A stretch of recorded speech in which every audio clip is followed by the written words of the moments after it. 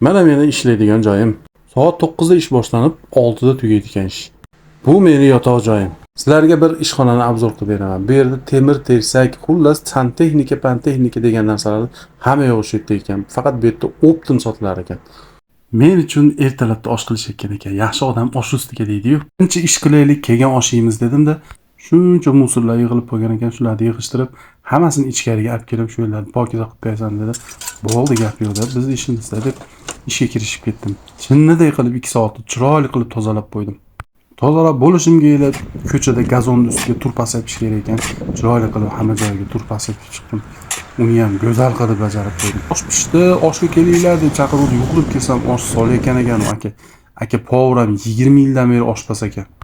Oshni qilganim sababi shu skladda boshlig'ini Vadim akamning tug'ilgan kuni ekan. Akmaljon oshdan go'shtlarni mayda-mayda qilib, qiyma qilib to'g'rab yubordi-yu.